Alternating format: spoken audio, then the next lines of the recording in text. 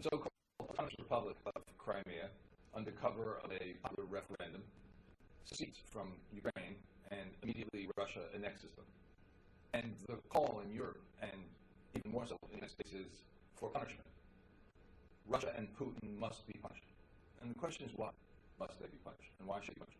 Well, traditionally, there are two supports for punishment. One is the necessity to deter actors from doing that which would otherwise be attractive to them by threatening greater pain than the gain would get. So the feeling and fear here is that this is just the open salvo for Putin and Russia, and that they've got their eyes on the rest of Eastern Europe, at the very least the rest of Eastern Ukraine. The other principal justification for punishment, retribution, is somehow they deserve it. I suspect that that's partly what's motivating this foreign policy push. That Russia somehow deserves it because it cheated at the Constitution game, and it has set itself in opposition of basic American constitutional values. And that, in my view, is wrong. That it shows an ignorance of really what we stand for, we are, and what our history teaches us.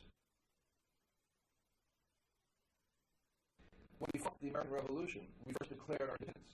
In that Declaration of Independence, we declared, number one, that government's legitimacy derives solely from the consent of the people.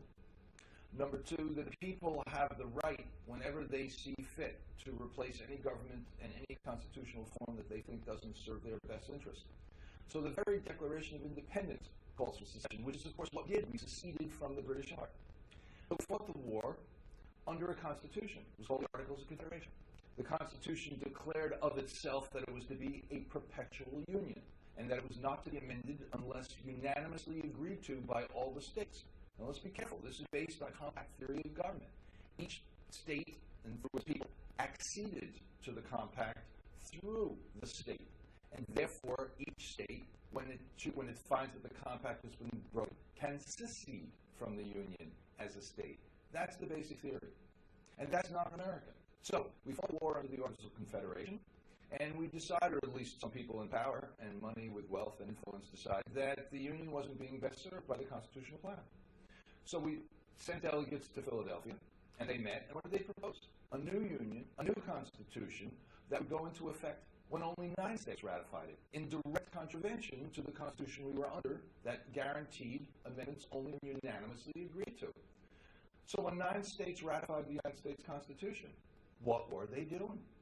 They were seceding from the Union. In the end, Rhode Island and North Carolina held out. 11 states ratified the Constitution. We had a new Union, and 2 states didn't. They were the only states left who hadn't seceded. So the American Union is born in secession. We tend to identify secession with civil war and slavery and the South's futile attempt. But of course, that's not where it started. Immediately after the ratification of the Constitution, it was the North that threatened to secede.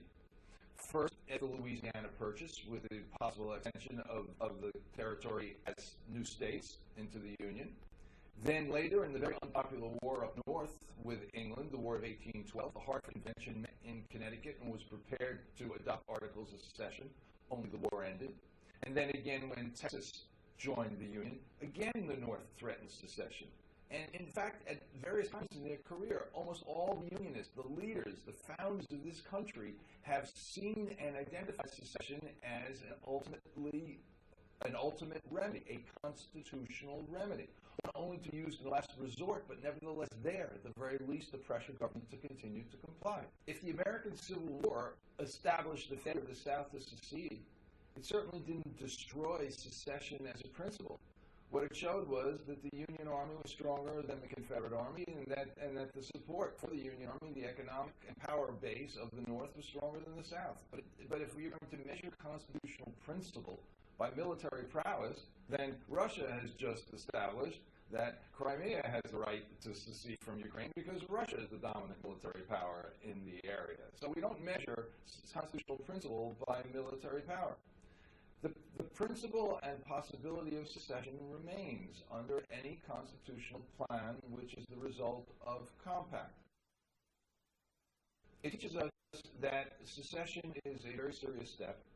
It should only be done after deliberation and debate. It should be a freely willed act by a people who wants to alter their. By that, the referendum in Crimea falls short.